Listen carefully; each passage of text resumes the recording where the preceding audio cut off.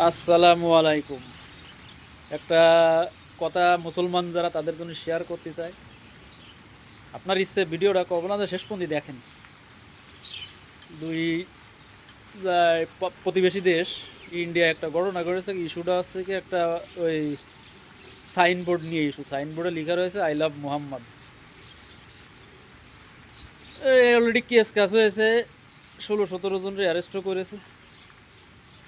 তাই এই I love Muhammad লিখা এড়ে যদি অন্যায় হয়ে থাকে, এরকম অন্যায় করার জন্য মুসলমানরা কয়েক লক্ষ কোটি বার করার জন্যই প্রস্তুত। ইন্ডিয়ার লোকজন যারা মুসলমান না, বেধর্মী, তোমাকে একটা কথা কতে চাই।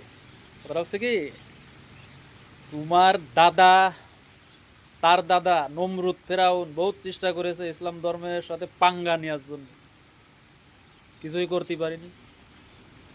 পরিণতি তাদের কি হয়েছে? ধ্বংস, শেষ। তোমাদেরও শেষ আছে। ধর্ম নিয়ে বাড়াবাড়ি করে না, যার ধর্ম সেই পালন করো। ঠিক আছে, তোমরা দুনিয়ায় শক্তি দেখাচ্ছ, দেখাতে দাও। তোমাদের শক্তি বেশি দিনকে জন্য না। তোমাদের একটা উদাহরণটা আছে কি, যে ওই আমরা ধানের চাষ করি, ধান লাগাই, তা ধানের সিজনে কি আগাছা আছে? আগাছার বাড় বেশি, আগাছার বাড় বেশি, খুব বাড়। চাষি কি করে, ওই আগাছা যে সময় বেড়ে যায়, ওর কিন্তু গুড়া মেরে, ওর গাড়ি মেরে উঠেই ফেলে দেয়, পুড়াই ফেলে।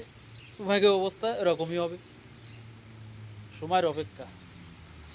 সবাই ভালো থাকবেন। এরা আছে গরুর পিসাব খাওয়া জাতি, এদের সঙ্গে কথা কওয়া আসছে নিজেরে বোকামি, নিজের সঙ্গে নিজেরে বোকা মনে করা।